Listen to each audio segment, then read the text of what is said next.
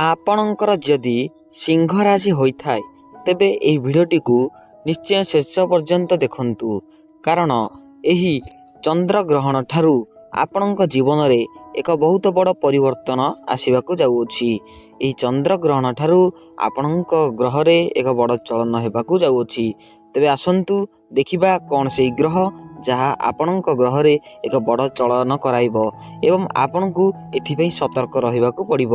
ଦେଖନ୍ତୁ, ଦେବଗୁରୁ ବୃହସ୍ପତି ଆପଣଙ୍କର ପଞ୍ଚମ ଭାଗରୁ ସପ୍ତମ ଭାଗକୁ ଗୋଚର କରିସାରିଥିଲେ, କିନ୍ତୁ ସପ୍ତମ ଭାଗରେ ଥିବା ରାହୁ ଏବଂ ନବମ ଭାଗରେ ଥିବା କେତୁ ଆପଣଙ୍କ ଗ୍ରହରେ ଏକତ୍ର ହୋଇଯିବେ ଏହି ଚନ୍ଦ୍ରଗ୍ରହଣ ଠାରୁ, ଯାହାଫଳରେ କି ଆପଣଙ୍କ ଉପରେ ବହୁତ ମାତ୍ରାରେ ନକାରାତ୍ମକ ଶକ୍ତି କିମ୍ବା ନକାରାତ୍ମକ ଜିନିଷ ଉପରେ ଆକର୍ଷଣ ରହିବ ଏବଂ ଆପଣଙ୍କ ଉପରେ ବହୁତ ନକାରାତ୍ମକ ଶକ୍ତିର ପ୍ରଭାବ ପଡ଼ିବ।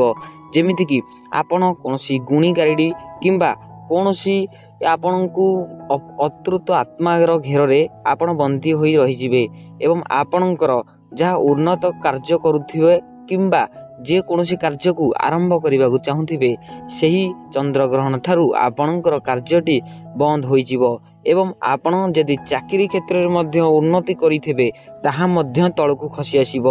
ଏହି ଚନ୍ଦ୍ରଗ୍ରହଣ ଠାରୁ ଆପଣଙ୍କର ବହୁତ ମାତ୍ରାରେ କ୍ଷତି ସହିବାକୁ ପଡ଼ିବ, କାରଣ ରାହୁ ଏବଂ କେତୁ ଏକତ୍ର ଅଛନ୍ତି ଏବଂ ଏକତ୍ର ମାତ୍ରାରେ ଆପଣଙ୍କର ପଞ୍ଚମ ଭାଗର ସପ୍ତମ ଗୃହରେ ଗୋଚର କରିଛନ୍ତି, ଯାହାଫଳରେ କି ଆପଣଙ୍କୁ ଅତ୍ୟନ୍ତ ଦୁଃଖର ଖବର ମିଳିବ।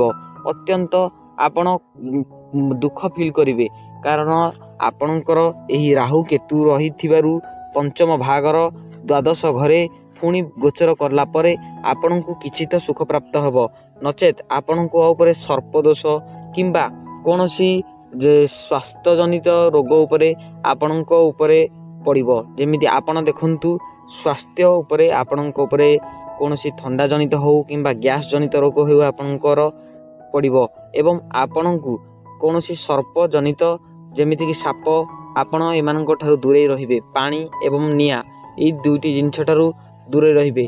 ଦେଖିବେ ଆପଣଙ୍କ ଏହି ଚନ୍ଦ୍ର ଗ୍ରହଣ ଠାରୁ ଆପଣଙ୍କୁ କିଛି ତ ସୁବିଧା ମିଳିବ ନାହିଁ। ଯଦି ଆପଣ ପ୍ରତ୍ୟେକ ରବିବାର ଦିନ ଯାଇ ସୂର୍ଯ୍ୟ ନମସ୍କାର କରିସାରିବା ପରେ, ମନେ ରଖନ୍ତୁ, ପ୍ରତ୍ୟେକ ରବିବାର ଦିନ ଯାଇ ସୂର୍ଯ୍ୟ ନମସ୍କାର କରିସାରିବା ପରେ ଏକ ବଟବୃକ୍ଷ ତଳେ ଦୁଇଟି ଶଙ୍ଖା ସହ ଏକ ଗୁଆ ବାନ୍ଧି ସାଲୁକନାରେ ବାନ୍ଧି ଓମ୍ ଶନିଶ୍ଚରାୟ ନମ, ଓମ୍ ଶନିଶ୍ଚରାୟ ନମ 7 ଥର ଜପ କରିବେ 7ଟି ରବିବାର ଦିନ ପର୍ଯ୍ୟନ୍ତ। ଦେଖିବେ ଆପଣଙ୍କର ଜୀବନରେ ମଙ୍ଗଳମୟ ହେବ ଏବଂ ଆପଣଙ୍କ ଜୀବନରେ ସୁଧାର ଆସିବ। ରହୁଛି, ଧନ୍ୟବାଦ। ଯଦି ଆପଣ ସିଂହ ରାଶିର ବ୍ୟକ୍ତିବିଶେଷ ହୋଇଥାନ୍ତି ତେବେ ଏହି ଭିଡ଼ିଓଟିକୁ ଶେଷ ପର୍ଯ୍ୟନ୍ତ ଦେଖିଥାନ୍ତି, ତେବେ ଲାଇକ୍ ଆଣ୍ଡ ସବସ୍କ୍ରାଇବ୍ କରିବାକୁ ଭୁଲିବେ ନାହିଁ। ଆଉ ହଁ, ଏହି ଭିଡ଼ିଓଟିକୁ ପ୍ରଚୁର ମାତ୍ରାରେ ସେୟାର କରନ୍ତୁ। ରହୁଛୁ, ଧନ୍ୟବାଦ।